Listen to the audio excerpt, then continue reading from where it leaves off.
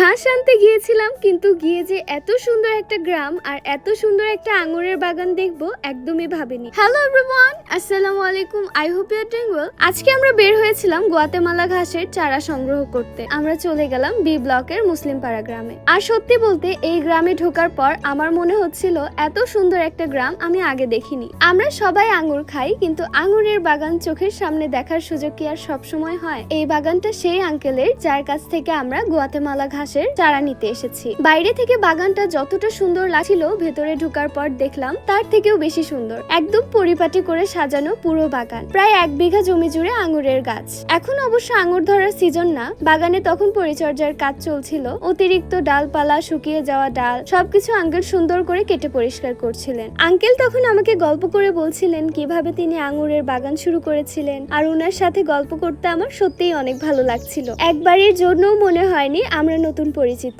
আর বাগানে তখন যে কয়টা ছোট আঙুর ধরেছিল সেগুলো ছিল অনেক টক। এরপর আমার চোখে পড়লো এই ছোট্ট মেশিনটা। এটা আমার কাছে বেশ ইন্টারেস্টিং লেগেছে। শক্ত মাটির মধ্যে থাকা একদম ছোট ছোট ঘাস বা আগাছা ওঠানোর জন্য নাকি এটা বেশ ভালো কাজ করে। আঙ্কেল আবার অনেক ব্যস্ত একজন মানুষ, উনি ব্যবসা করেন, অনলাইনে সাপ্লাইও দেন। এত ব্যস্ততার মাঝেও আমাদের জন্য যেভাবে সময় দিলেন, সত্যি বলতে বিষয়টা আমার খুব ভালো লেগেছে। আমরা তো ঘাসের কাটিং নিতে গিয়েছিলাম, চাইলে উনি শুধু জমিতে নিয়ে গিয়ে কাটিং দিয়ে বলতে পারতেন, কিন্তু উনি সেটা করেননি। আগে আমাদের পুরো গ্রামটা ঘুরিয়ে দেখালেন, নিজের আঙুরের বাগান দেখালেন, অনেক গল্প করলেন। এই আন্তরিকতাটা আসলে অনেক বড় একটা ব্যাপার। গ্রামের সৌন্দর্য দেখতে দেখতে কখন যে এতটা হাঁটাহাঁটি করে ফেলেছি টেরই পাইনি। একসময় প্রচন্ড পানি পিপাসা লাগায়, আগে পানি খেয়ে একটু ফ্রেশ হয়ে নিলাম, তারপর ভ্যানে করে রওনা দিলাম আমাদের আসল গন্তব্যে। আঙুরের বাগান থেকে ঘাসের জমিটা কিন্তু বেশ দূরেই ছিল। প্রথমে ভ্যানে করে মেইন রোডে উঠলাম, তারপর সিএনজি নিয়ে চলে গেলাম ঘাসের জমিতে। আর সেখানে গিয়ে দেখলাম জারাওয়ান ঘাসও আছে। আর এই যে দেখছেন,